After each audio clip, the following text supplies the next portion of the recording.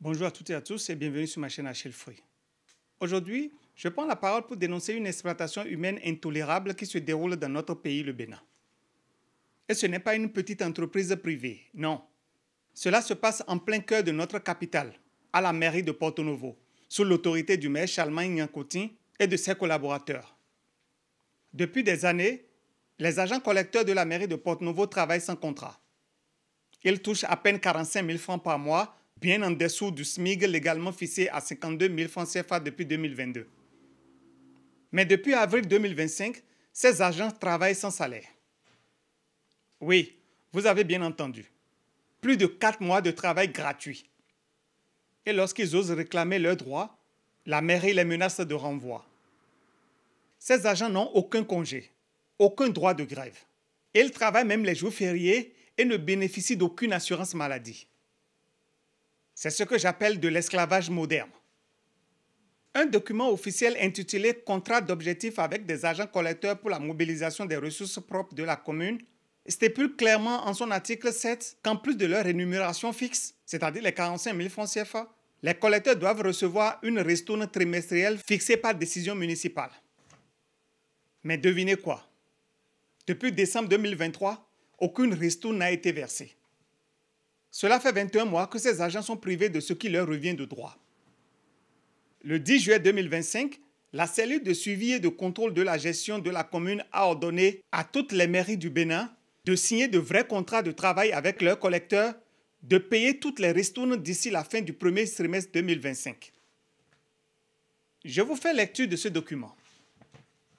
Présidence de la République du Bénin. Cellule de suivi et de contrôle de la gestion des communes. Cotonou le 10 juillet 2025. Numéro 133, SGPR, CSCGC. À mesdames et messieurs les maires, attention, secrétaire exécutif. Objet, modalité de la rémunération des agents collecteurs conformément aux instructions et modalités d'exécution des budgets des administrations publiques. Il est rappelé au secrétaire exécutif de mairie que pour se conformer aux instructions et modalités d'exécution des budgets des administrations publiques, les communes devront désormais signer avec les agents collecteurs de ressources ne relevant pas de leur personnel permanent des contrats de travail à durée déterminée. Pour la gestion budgétaire 2025, la date d'effet et la durée des contrats seront déterminées en fonction des spécificités de chaque commune et de commun accord avec le trésorier communal et le contrôleur financier. Les collecteurs bénéficieront d'une rémunération mensuelle sans préjudice d'une ristourne dont le taux, délibéré en conseil de supervision, ne peut en aucun cas excéder 10% du montant effectif mobilisé. Les critères de performance ainsi que les modalités de paiement de la ristourne seront définis dans un contrat d'objectifs signé entre l'ordonnateur et le collecteur. Un modèle de contrat de travail à durée déterminée est joint à la précédente circulaire. Les secrétaires exécutifs seront invités à prévoir dans les prochains collectifs budgétaires des crédits conséquents pour le paiement des salaires des agents collecteurs de ressources ainsi que les charges fixes et patronales qui en découlent. En tant que de besoin, des mesures de virement de crédit pourraient être prises par l'ordonnateur. Néanmoins, et pour ce qui concerne les arriérés de ristournes dus aux agents collecteurs jusqu'à la fin du premier semestre de l'année 2025, les communes sont autorisées à procéder à leur paiement de commun accord avec le trésorier communal et le contrôleur financier et sur la base des procédures en vigueur jusqu'ici.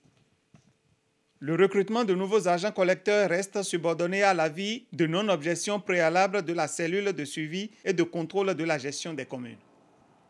Les secrétaires exécutifs sont invités à veiller au respect scrupuleux des dispositions ci-dessus. A signé le coordonnateur Landry Renou. Mais malgré cette note circulaire datant du juillet 2025, rien n'a changé à la mairie de Porto Novo. Pire encore, le 11 juillet, au lendemain de la sortie officielle de cette note circulaire, la mairie a fait signer aux agents un soi-disant contrat de prestation. Un contrat qu'elle leur a immédiatement retiré. Donc, dans ce pays, on fait signer des contrats aux travailleurs sans même leur donner une copie. Monsieur le maire, que cachez-vous? Ces agents n'ont-ils pas droit à une copie de leur contrat? Et vous savez quoi? cette exploitation a déjà fait des victimes. En 2024, 2 agents collecteurs sont morts faute de moyens. La semaine dernière, un autre agent, répondant au nom de Kounasso Jacob, est décédé au CHU de Porto Novo, faute de moyens pour se faire soigner. Alors même que la mairie lui doit 4 mois de salaire et 20 mois de ristourne. C'est sa famille qui a dû le prendre en charge après de nombreuses tentatives infructueuses pour avoir le soutien de la mairie. Aujourd'hui, un autre agent blessé est à la maison, après un accident de travail, une altercation avec les tassés Tokpa Tokpa, sans aucun soutien de la mairie. Voilà le prix de l'indifférence et du mépris des autorités municipales.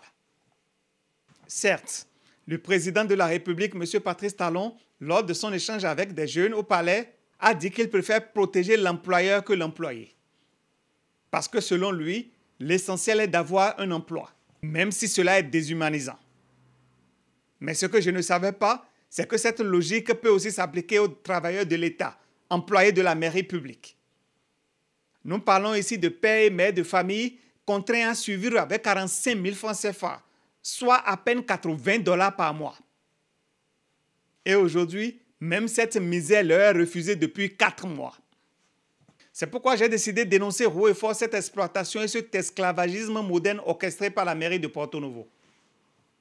Monsieur le maire Charlemagne Nyankoti, vous et vos collaborateurs empochez vos millions chaque mois. Mais vous refusez de payer vos agents. C'est inhumain, irresponsable et indigne d'une institution publique. Veuillez corriger cela, maintenant. La rentrée scolaire est proche. Ces hommes et ces femmes ont des enfants qui doivent retourner à l'école. Ils ont besoin de leur salaire. Ils ont besoin des ristournes.